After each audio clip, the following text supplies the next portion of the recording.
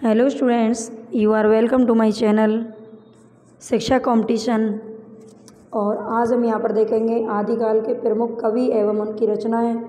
Last videos में हमने आदिकाल के महत्वपूर्ण मूल पुस्तकों से जो क्वेश्चंस बन सकते हैं उनको हमने पढ़ा था, और इसमें हम कवि एवं उनकी रचनाओं के बारे में पढ़ेंगे जो बहुत ही इम्पोर्टेंट हैं सभी एग्ज़ाम के लिए। अगर आप यूजीसी नेट, टीजीटी, पीजीटी या आरपीएससी की तैयारी कर रहे हैं तो ये वीडियोस आपके लिए बहुत ही हेल्पफुल रहेंगी। तो आप सभी इस वीडियो को पूरी देखिए और प्लीज़ चैनल को लाइक कीजिए, सब्सक्राइब कीजिए, क्योंकि सब्सक्राइब करने में और लाइक करने में आपका कुछ नहीं जाता है। पता है, कहते हैं कि कर भला तो हो भला। जब पहले मतलब अभी भी मैं जिसकी भी वीडियो देखती हूँ ना, चाहे किसी टीचर की या वैसे ही कोई ब्लॉग या किसी की भी जो भी वीडियोज़ हम देखते हैं तो हम उसको ना ज़रूर सब्सक्राइब कर देते हैं। हम सोचते हैं कि हमारा क्या जा रहा है, चाहे हमारे वो काम का है या नहीं है। तो प्लीज़ ऐसे ही थोड़ा सा ये समझ लीजिए, परोपकारी करने के लिए आप चैनल को सब्सक्राइब कर सकते हैं। चलिए आज हम वीडियो को स्टार्ट करते हैं। देखिए फर्स्ट इसमें जो यहाँ पे हमने ग्रंथ लिया है वो है प्राकृत प्रकाश। ये वर रुचि का ग्रंथ है, और ये मोस्टली जो हमने आज क्वेश्चन लिए हैं इसमें रामचंद्र शुक्ल जी की बुक से जो भी आदिकाल से महत्वपूर्ण क्वेश्चन बनते हैं वो सारे क्वेश्चन इसमें रखे हैं मैंने, और बाकी की और कुछ किताब से भी क्वेश्चन लिए गए हैं। तो प्राकृत प्रकाश किसकी रचना है? वर रुचि की रचना है। दब्ब साहब पयास, ये किसकी रचना है? देवसेन की रचना है। कर्पूर मंजरी ये राजशेखर की रचना है। श्रावकाचार ये देवसेन की है। श्रावकाचार को हिंदी साहित्य की प्रथम रचना भी माना गया है। तो ये किसकी रचना है? देवसेन की रचना है। और इसमें कई बार दोहों की संख्या पूछ ली जाती है, तो इसमें कितने दोहे हैं? 933 दोहे। 933 दोहों का ये ग्रंथ है श्रावकाचार, जो देवसेन की रचना है। बौद्धगान ओ दोहा ये हरप्रसाद शास्त्री की रचना है। बौद्धगान ओ दोहा ये हरप्रसाद शास्त्री की रचना है। और इसे ये जो सिद्ध साहित्य के जो कवि थे उन पर पहली बार सर्वप्रथम किसने प्रकाश डाला था? हरप्रसाद शास्त्री ने डाला था। ये हमने लास्ट वीडियो में इसके बारे में बात की थी। तो उन्होंने अपने किस ग्रंथ के माध्यम से सिद्ध साहित्य को उजागर किया था? तो ये बौद्धगान ओ दोहा के नाम से, ये ध्यान रखना है, बौद्धगान ओ दोहा के नाम से ये ग्रंथ इन्होंने लिखा था। नेक्स्ट है रत्नाकर जोपम। रत्नाकर जोपम ये सिद्धों की पुस्तक का एक नाम है। इसमें कुछ ऐसे ग्रंथ हैं जो ऐसा होता है कि हमें आसानी से यूट्यूब पे या बुक में नहीं मिलते हैं, और कई बार हम इनको बुक जब पढ़ते हैं ना तो उसको क्या करते हैं, छोड़ देते हैं। हम सोचते हैं कि इम्पोर्टेंट नहीं है, ऐसे क्या पूछे जाते हैं।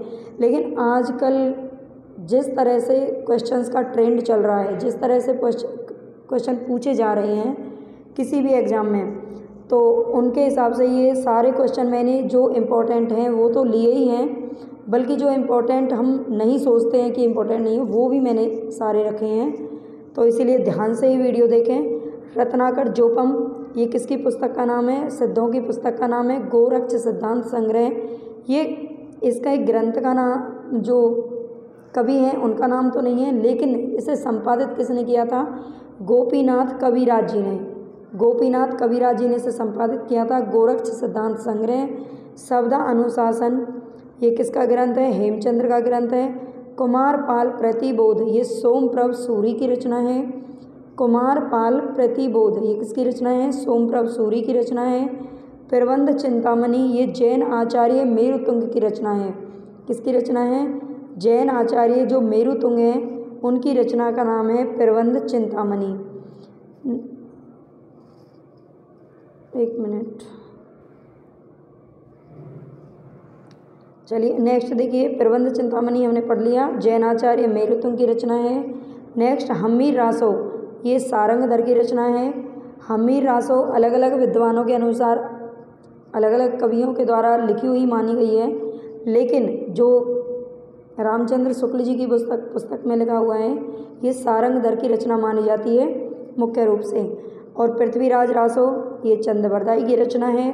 खुमान रासो ये दलपत विजय ने लिखा है। खुमान रासो ये मैंने आदिकाल की जब आपको महत्वपूर्ण कुछ किताब पहले पढ़ाई थी तो उनमें कुछ ट्रिक्स से भी मैंने इनको याद करवाने की कोशिश की थी। जैसे कि विजय, अगर किसी को विजय मिल जाती है तो उसे क्या होता है, खुमार चढ़ जाता है। तो खुमान रासो दलपत विजय की रचना है। बीसल देव रासो ये नरपति नालय की रचना है। बीसल देव रासो किसकी रचना है, तो ये नरपति नालय की रचना है। नेक्स्ट देखिए ललित विग्रह राज नाटक, ये ललित विग्रह राज नाटक है और ये किसका है, सोमदेव का है। ललित विग्रह राज नाटक ये सोमदेव की रचना है। पृथ्वीराज विजय, ध्यान रखना है एक पृथ्वीराज रासो है जिसे किसने लिखा था, चंद्रबरदाई ने लिखा था। लेकिन अब आजकल जो क्वेश्चन में पूछा जा रहा है वो है पृथ्वीराज विजय। पृथ्वीराज रासो तो सभी जानते हैं चंद्रबरदाई की रचना है, लेकिन पृथ्वीराज विजय ये जयानक कवि की रचना है और इसी के आधार पर जो पृथ्वीराज रासो रचना है उसको अप्रमाणिक माना गया है कुछ विद्वानों के द्वारा। तो ये जयानक कवि ने लिखा था। जयानक जय विजय ये तो आप बहुत आसानी से याद रख सकते हैं, पृथ्वीराज विजय की रचना है। जयचंद्र प्रकाश भट्ट केदार की रचना है। जय मयंक जस चंद्रिका मधुकर कवि ने लिखा था। आलाखंड को ही परमाल रासो के नाम से जाना जाता है, तो ये जगनिक की रचना है। नेक्स्ट देखिए रनमल छंद किसकी रचना है, तो रनमल छंद श्रीधर की रचना है। रनमल छंद श्रीधर। पहेलियाँ मुकरियाँ और दो सुखने, ये जो इम्पोर्टेंट है अमीर खुसरो की, मैंने उनको यहाँ पर लिया है। पहेलियाँ मुकरियाँ और दो सुखने ये किसकी रचना है, अमीर खुसरो की रचना है। और स्वयंभू की यहाँ पे हमने जो भी महत्वपूर्ण सारी रचनाएं वो यहाँ पे ले ली हैं। पंचमी चरियु, पौम चरियु, रिठनेमी चरियु और स्वयंभू छंदस ये किसकी रचना है, तो ये स्वयंभू की रचना है जो अपभ्रंश के महत्वपूर्ण कवि माने जाते हैं। पंचमी चरियु इनको ध्यान रखेंगे आप, पौम चरियु, रिठनेमी चरियु और स्वयंभू छंदस ये किसकी हैं, स्वयंभू की रचना है। महापुराण जसहर चरियु, नय कुमार चरियु ये पुष्पदंत की रचना है। महापुराण जसहर चरियु और नय कुमार चरियु। भविष्यत कथा ये किसकी रचना है, धनपाल की रचना है। भविष्यत कथा ये धनपाल की रचना है। परमात्म प्रकाश और योगसार इसे किसने लिखा गया, किसके द्वारा लिखा गया है, जोइंदू के द्वारा लिखा गया है। नेक्स्ट देखिए संदेश रासक किसकी रचना है, अब्दुल रहमान की रचना है। संदेश रासक अब्दुल रहमान के द्वारा लिखा गया। पाहुड़ दोहा ये राम सिंह कवि की रचना है।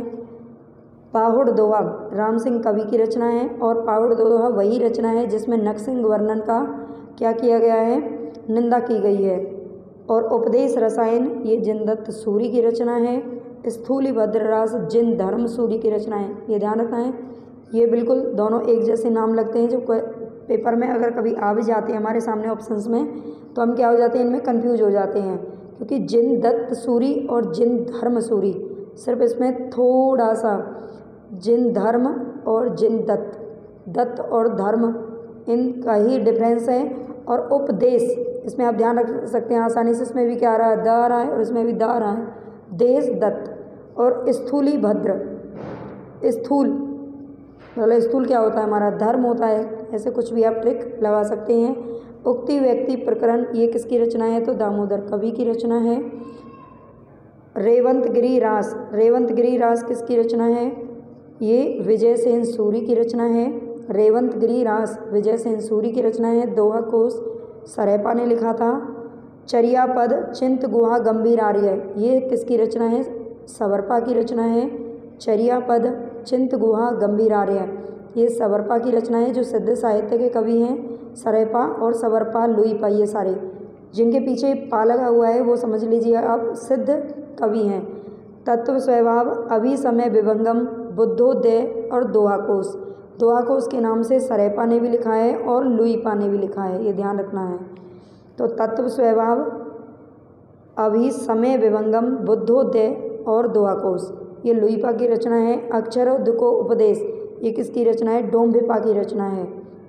अक्षरोद्दिको उपदेश ये ध्यान रखना है, डोम्भिपा की रचना है। नेक्स्ट देखिए रहस्यात्मक भावना कुक्कुरिपा की रचना है। अद्य सिद्ध ये किसकी रचना है? लक्ष्मीकरा की रचना है। लक्ष्मीकरा एक सिद्ध साहित्य में ही महिला हैं जिन्होंने लेखन कार्य किया था। तो ये लक्ष्मीकरा ने एक पुस्तक लिखी थी अद्य सिद्ध। कौल ज्ञान निर्णय, ये नाथों के नाम यहाँ पर शुरू होते हैं। मत्स्येंद्र नाथ, ये कौल ज्ञान निर्णय इन्होंने लिखा था। अकुल वीर तंत्र, ये मत्स्येंद्र नाथ ने ही लिखा था। नेक्स्ट देखिए यहाँ पर अभय मात्रा जोग, अभय मात्रा जोग, प्राण संकली, आत्मबोध, ज्ञान 34, शिष्या दर्शन, ज्ञान तिलक, सप्तवार, ये सारी किसकी रचनाएं हैं? तो गोरखनाथ की रचनाएं हैं। किसकी रचनाएं हैं? गोरखनाथ की रचनाएं हैं। अभय मात्रा जोग, प्राण संकली, आत्मबोध, ज्ञान 34, शिष्या दर्शन, ज्ञान तिलक और सप्तवार, ये सारी किसकी रचनाएं हैं? गोरखनाथ की रचनाएं हैं, जो नाथों में महत्वपूर्ण माने जाते हैं। तो आज के लिए बस इतना ही, हम अपनी वीडियो यहीं पर समाप्त करते हैं और आशा करती हूँ कि ये सभी क्वेश्चंस आपके लिए बहुत ही इम्पोर्टेंट रहने वाले हैं। एक दो बार अगर आप अच्छे से इनको रिवाइज़ करेंगे तो आप आसानी से पेपर में कर पाएंगे। तो प्लीज़ एक बार फिर कहती हूँ कि चैनल को लाइक कीजिए और सब्सक्राइब ज़रूर कर लीजिए प्लीज़। आपको आगे और इसी तरह की बहुत अच्छी अच्छी वीडियो मिलेंगी और जल्द ही मैं इस चैनल पर जीके भी शुरू करने वाली हूँ, जीके जीएस भी पढ़ाने वाली हूँ। चलिए आज के लिए बस इतना ही, धन्यवाद।